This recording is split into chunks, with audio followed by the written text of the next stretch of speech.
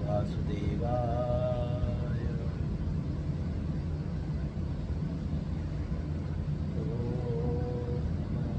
भगवते वासुदेवाय।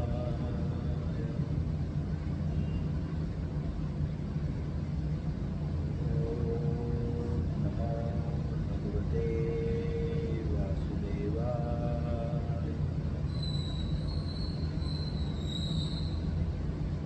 भगवद गीता अध्याय 4 श्लोक 41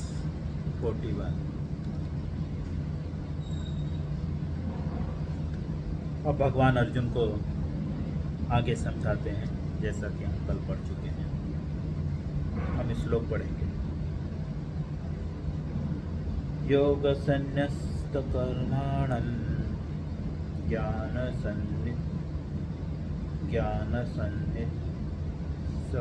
संशयम् आत्मवन्तन कर्माणि निबन्धन्ति धनञ्जय।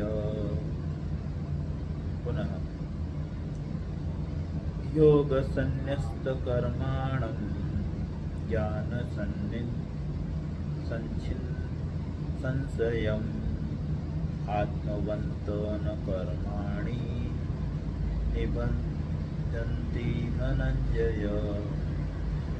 पुनः योग संन्यस्त कर्माणं ज्ञान संशयम् आत्मवन्तन कर्माणि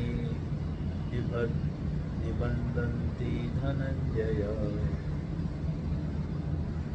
शब्दार्थ, अनुवाद और तात्पर्य श्रील प्रभुपाद जी के द्वारा। शब्दार्थ पढ़ेंगे हम। योग कर्म योग में भक्ति से, संन्यस्त जिसने त्याग दिए हैं, कर्माणम कर्म फलों को, ज्ञान से, संचिन्न काट दिए हैं, संशय को, आत्मवंतम आत्मपरायण को, न कभी नहीं, कर्माणि कर्म, निबध्यन्ति बाधते, धनंजय हे संपत्ति के विजेता।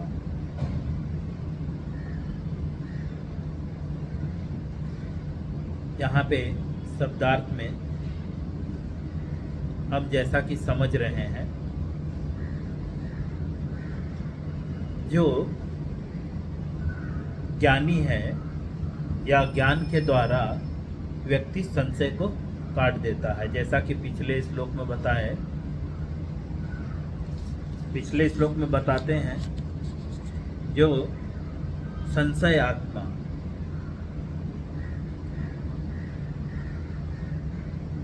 40वें श्लोक में, चौथे अध्याय के 40वें श्लोक में, अज्ञश्च अश्रद्धा न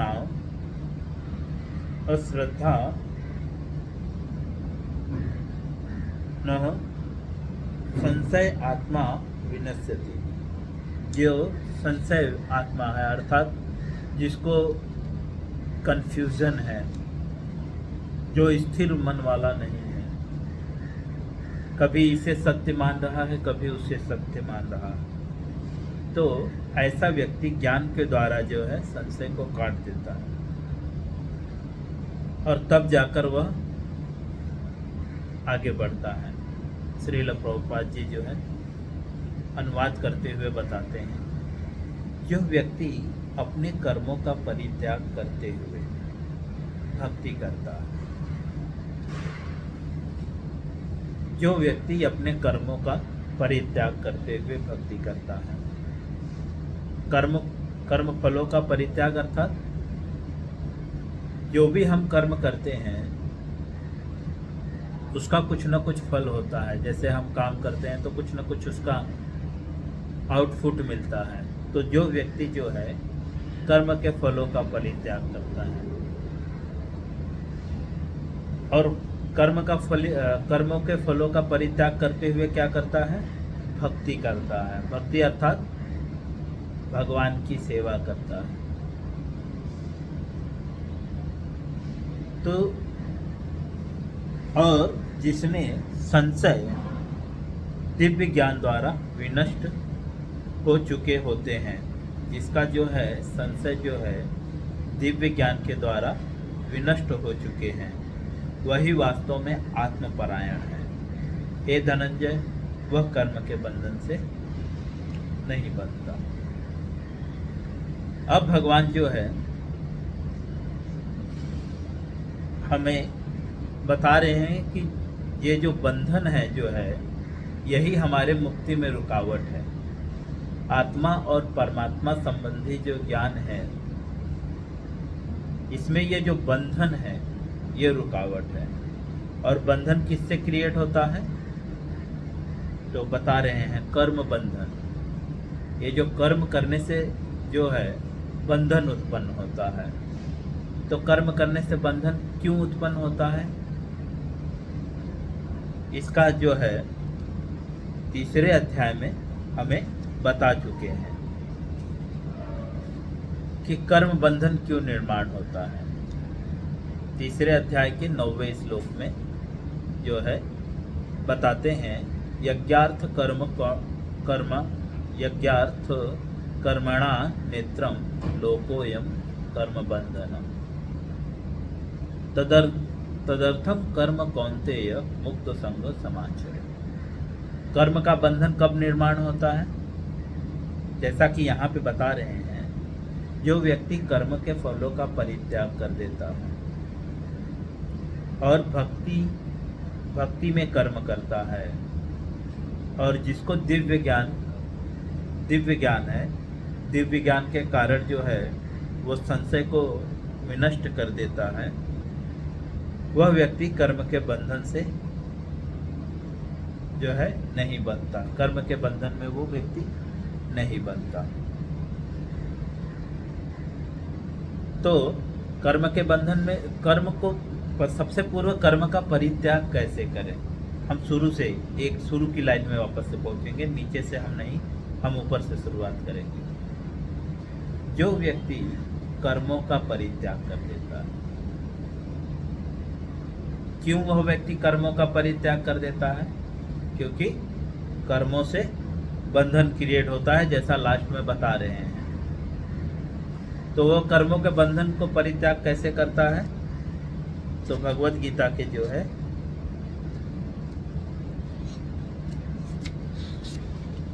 तीसरे अध्याय के जो है 19वें श्लोक में भगवान बताते हैं तस्माद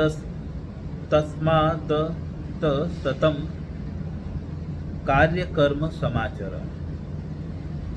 तस्मा असक्त सततम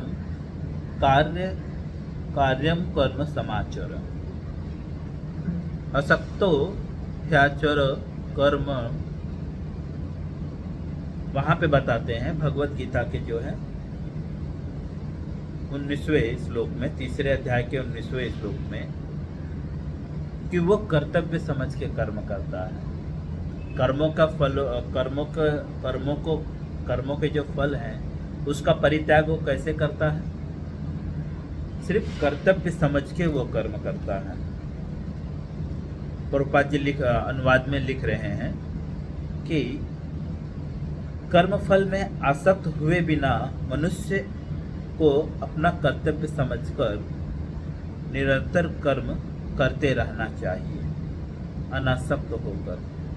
मतलब वह व्यक्ति जो सिर्फ कर्म समझ के अपना कर्तव्य करता है, उसमें आसक्त नहीं होता। क्यों आसक्त नहीं होता? क्योंकि वह जानता है, जैसा कि भगवत गीता के तीसरे अध्याय के 9वें श्लोक में, प्रत्येक कर्म भगवान विष्णु की प्रसन्नता के लिए है।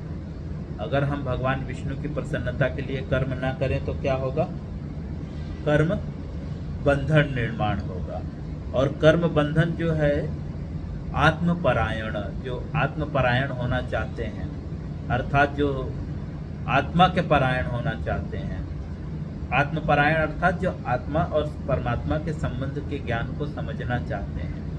आत्मपरायण मतलब आत्मा की ओर आगे बढ़ना चाहते हैं, सत्य की ओर बढ़ना चाहते हैं। उस व्यक्ति के लिए कर्म बंधन जो है वो बहुत बड़ा रुकावट है। और कर्म बंधन से मुक्त होने के लिए उसे क्या करना पड़ेगा? कर्म का परित्याग करना पड़ेगा। और कर्म का परित्याग कैसे करना पड़ेगा? कर्म करना तो अनिवार्य है, भगवान भगवत गीता के 3 अध्याय में बता रहे हैं, कर्म के बिना कोई भी जीव रह नहीं सकता। तो उसका परित्याग कैसे किया जाए? तो उसका परित्याग बताते हैं कि भगवान विष्णु की प्रसन्नता के लिए कर्म करने से वह जो है यह सोच के कर्म करें कि मेरा सिर्फ यह कर्तव्य है। 19वें श्लोक में भगवान बताते हैं 3 अध्याय के कि कर्तव्य समझ के कर्म करिए, मालिक बन के नहीं, आसक्त होकर नहीं। कर्तव्य का मतलब समझ रहे हैं? जैसे कोई नौकर किसी कंपनी में काम करता है तो वह क्या सोचता है, क्या सोच के कर्म करता है कि मालिक मुझे पगार दे रहा है और मैं ये करूंगा तो ही मुझे पगार मिलेगा, राइट? अब वो कर्म कैसा भी हो, अच्छा हो या बुरा हो, है ना? जैसा कि मैं पहले भी बता चुका हूँ, अगर वो बोलेगा कि ये चीज़ फेंक दो, चाहे वो कितना भी कीमती हो, आप उसे फेंक दोगे। वो बोलेगा ये चीज़ तोड़ दो, आप उसे तोड़ दोगे। वो बोलेगा, सपोज अगर आप गारमेंट में काम करते हैं तो बोलेगा ये कपड़ा इधर से काट दो, तो आप उससे कमेंट करोगे? नहीं कमेंट करोगे, कपड़ा काट दोगे। क्यों? क्योंकि अगर आप उधर से कपड़ा नहीं काटोगे तो वो आपको पगार नहीं देगा। तो वहाँ पे सिर्फ आप अपना कर्तव्य समझ रहे हो ना, कि अधिकार समझ रहे हो।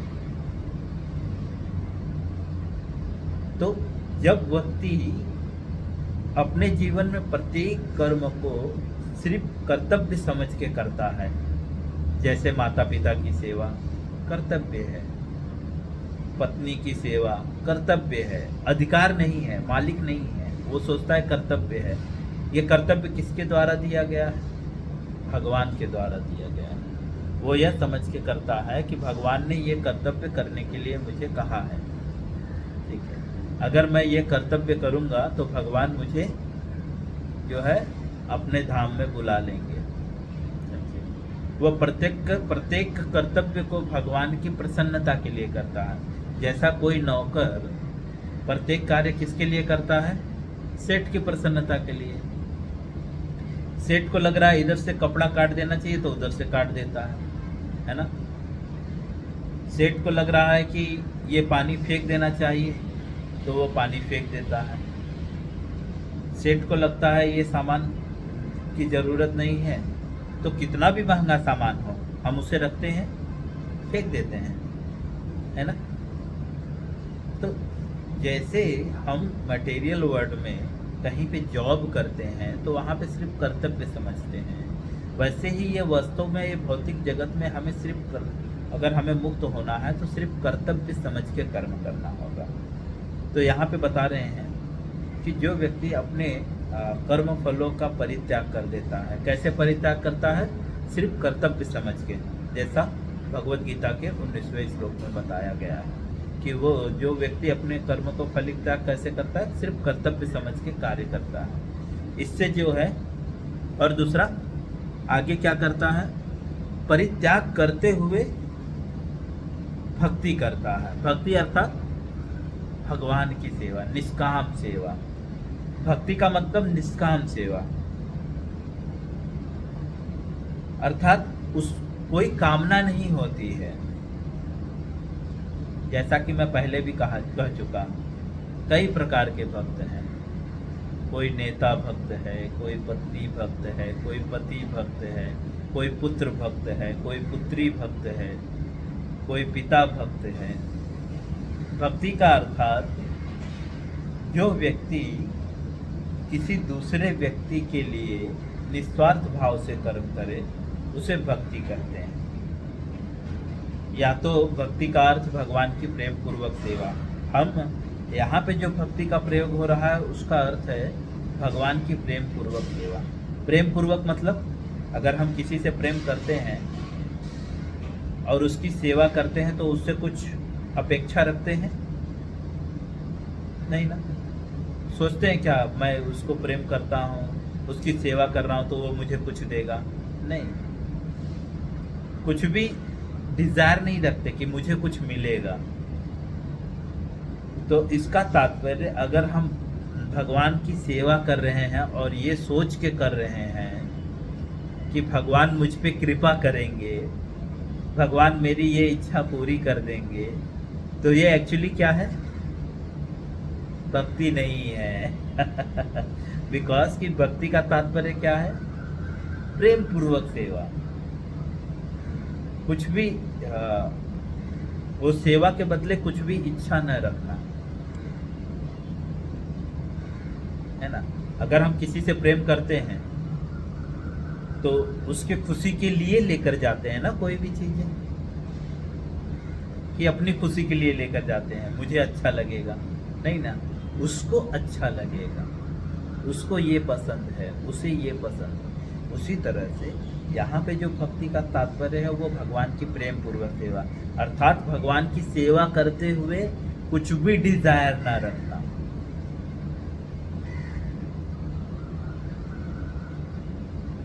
इसीलिए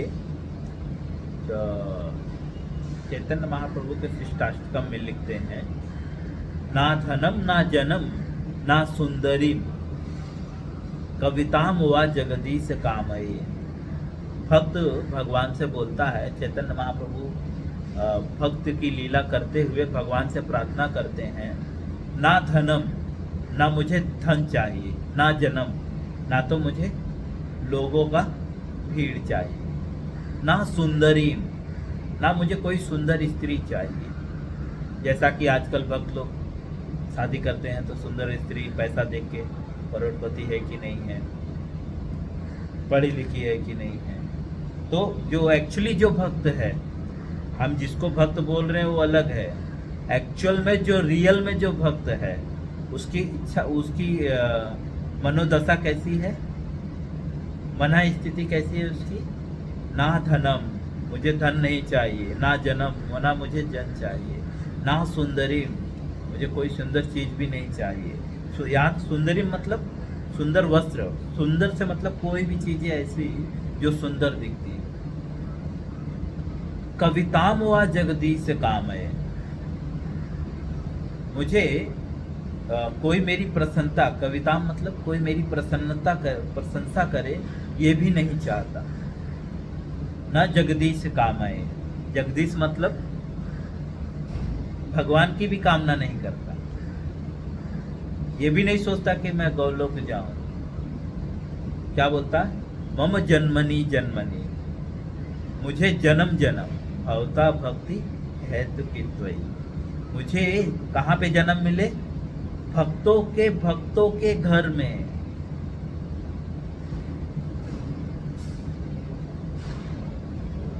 ये भक्त, ये जो है शुद्ध भक्त के लक्षण, क्योंकि वो अपने को क्या सोचता है? सबसे हीन समझता है। हीन होता नहीं है, सबसे हीन समझता है। वो बस किसकी प्रसन्नता के लिए कार्य करता है? भगवान की प्रसन्नता। तो यहाँ पे बोल रहे हैं कि कर्मों के फलों का परित्याग करते हुए भक्ति करता है, अर्थात भगवान की प्रेम पूर्वक सेवा करता है, अर्थात भगवान की सेवा तो करता है लेकिन कोई अभिलाषा नहीं रखता। ऐसा नहीं कि हम भगवान की सेवा कर रहे हैं तो मुझे राजभोग मिलेगा। हम लोग डिजायर करते हैं कि भगवान का ये सेवा करूंगा तो मुझे ये प्रसाद मिलेगा, वो सेवा करूंगा तो मुझे वो प्रसाद मिलेगा। तो वो कोई डिजायर नहीं करता। यहाँ तक कि अर्थात भक्त मंदिर में आता है और सेवा करता है, ये नहीं सोचता कि वो प्रभु जी मुझे प्रसाद देंगे। लेकिन हम ऐसा देखते हैं, अगर हम मंदिर में आते हैं और प्रभु जी ने मुझे प्रसाद नहीं दिया तो हम बोलते हैं अरे प्रभु जी अच्छे नहीं हैं, दूसरा प्रभु जी ढूंढना चाहिए जो मुझे भर प्लेट प्रसाद दे, या जो खिला देता है हम उस पर प्रसन्न हो जाते हो, ये शुद्ध भक्त हैं, प्रभु जी बहुत अच्छे हैं। और जिसने प्रसाद नहीं पूछा वो प्रभु जी अच्छे नहीं है। ऐसी मनोदशा होती है। हम मंदिर में भी जाते हैं तो सामान्य व्यक्ति भी जाते हैं तो ये चीजें करते हैं। लेकिन जो भक्त है वो मंदिर जाकर भगवान की सेवा भी करता है, लेकिन कोई डिजायर नहीं रखता।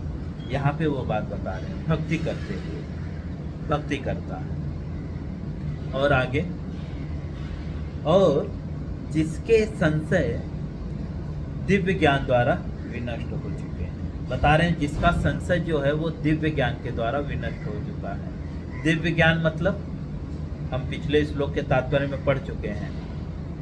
आत्मा, आध्यात्मिक ज्ञान को दिव्य ज्ञान बोल रहे थे। यहाँ पे जो दिव्य ज्ञान का पर्पस है वो आध्यात्मिक, अर्थात आत्मा परमात्मा संबंधी अगर हम ज्ञान प्राप्त करने का प्रयास करेंगे तो हमारा संशय नष्ट हो जाएगा। आगे, वह व्यक्ति आत्मपरायण है।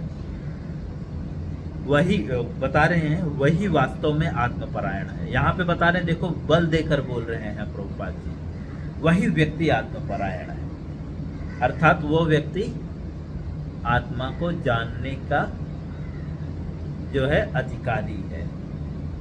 मतलब वो उस मार्ग पे चल सकता है। परायण मतलब उस मार्ग के जाने योग्य है। और वही व्यक्ति कर्म के बंधन से में नहीं बनता। जो व्यक्ति अब वापस से एक बार क्लियर करेंगे। पहला, जो सिर्फ कर्तव्य समझ के कार्य करता है, मालिक समझ के नहीं, मैं इसका पति हूँ, मैं इसका बाप हूँ, मैं इसका चाचा हूँ, मैं इसका जो है इंचार्ज हूँ, या मैं इसका गुरु हूँ। ये भी उसके अंदर भावना नहीं रहती। वो क्या सोचता है, भगवान ने मुझे कर्तव्य दिया है, इन दो लोगों को प्रचार करना है, मैं मेरा कर्तव्य समझ के प्रचार कर रहा हूँ। ऐसा नहीं कि मैं इसका शिक्षा गुरु हूँ, तुम कैसे दूसरे से बात कर रहा है, किसी से नहीं मिलने का, इस तरह से। ये तो अधिकार हो गया, समझे। लेकिन कर्मों के फलों का परित्याग करना है। मतलब भगवान ने मुझे कर्तव्य, ये मेरा कर्तव्य है। कोई व्यक्ति मेरे पास आया है, उसको भगवान के विषय में बताना मेरा कर्तव्य है।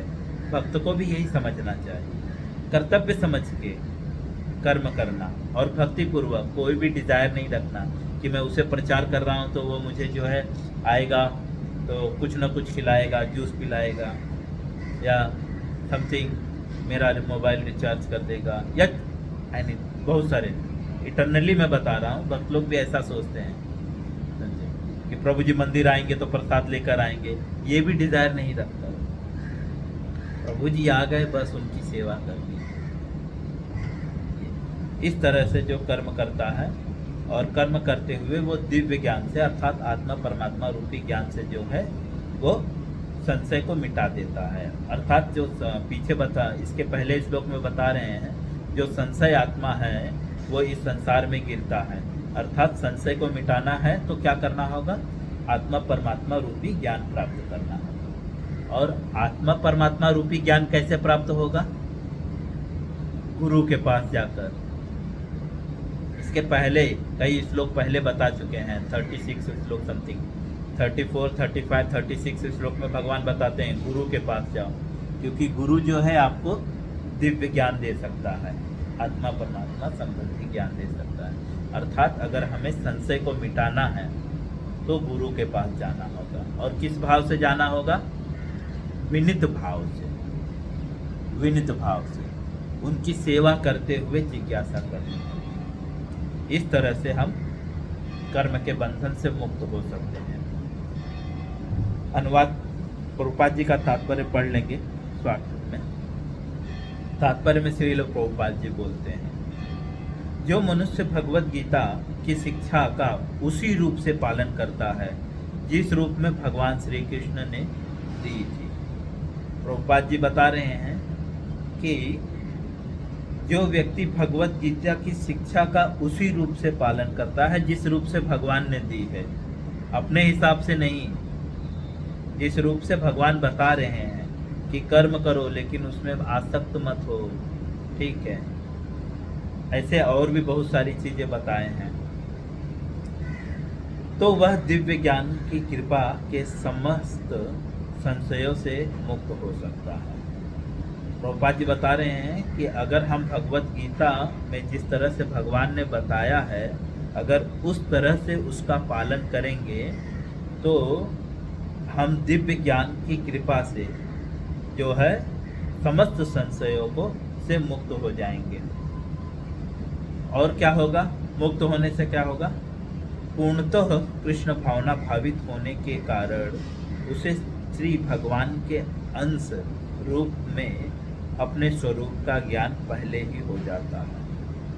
ऐसा व्यक्ति जो भगवत गीता में जो शिक्षाएं दी गई हैं उसके अनुसार जो व्यक्ति कर्म करता है, ऐसा व्यक्ति जो है कृष्ण भावनामृत के कारण जो है अपने स्वरूप उसको उसके स्वरूप का ज्ञान हो जाता है। अतः निस्संदेह वह कर्म बंधन में से मुक्त होता है। प्रभुपाद जी बोल रहे हैं कि इसके कारण, क्योंकि वो उसको आत्मा का, भगवान का पूर्ण ज्ञान हो जाता है, उसको उसके वास्तविक स्वरूप का पूर्ण ज्ञान हो जाता है, तो इस कारण से वह कर्म बंधन से मुक्त होता है। क्योंकि जो व्यक्ति को पूर्ण ज्ञान हो जाता है तो वो उस व्यक्ति को यह समझ में आ जाता है। क्या समझ में आ जाता है? तो भगवत गीता के 3 अध्याय के 27वें श्लोक में भगवान बताते हैं कि जो मोहग्रस्त नहीं है, समझे, वो क्या सोचता है? वो यह जान जाता है और यही सोचता है, प्रकृति क्रिय कर्माणि गुणे कर्माणि सर्वस, कि ये सब कुछ किसके द्वारा हो रहा है? प्रकृति के द्वारा हो रहा है। लेकिन जो मूर्ख आत्मा होता है, अहंकार विमूढ़ आत्मा, आगे बताते हैं कर्ता अहमिति मन्यते, जो अहंकारी व्यक्ति होता है, जो मूर्ख आत्मा होता है, मूर्ख आत्मा अर्थात जिसको आत्मा परमात्मा का ज्ञान नहीं है, और जिसको आत्मा परमात्मा का ज्ञान है वो क्या सोचता है? ये सब भगवान के द्वारा हो रहा है। इसीलिए भगवान, जो भगवान के भक्त होते हैं, शुद्ध भक्त होते हैं, वो क्या बोलते हैं? सब प्रभु की माया है, ये सब प्रभु के ही द्वारा रचा जा रहा है। इसीलिए भगवान, जो शुद्ध भक्त होते हैं वो भगवान पे आश्रित होते हैं। क्यों? उसको पता है कि कर्ता कौन है? प्रकृति क्रिय कर्माणि गुणे कर्माणि सर्वस। लेकिन जो मूर्ख आत्मा होता है, जो अज्ञानी होता है, वो क्या सोचता है? कर्ता अहम इति मन्यते, वो सोचता है मैं कर रहा हूं।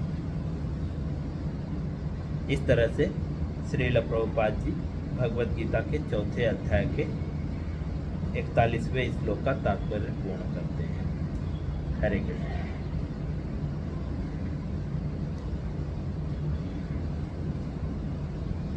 इससे रिलेटेड किसी का कोई प्रश्न है?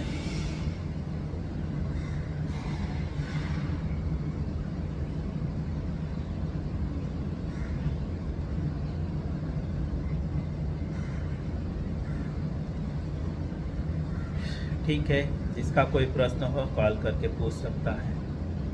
हरे कृष्णा।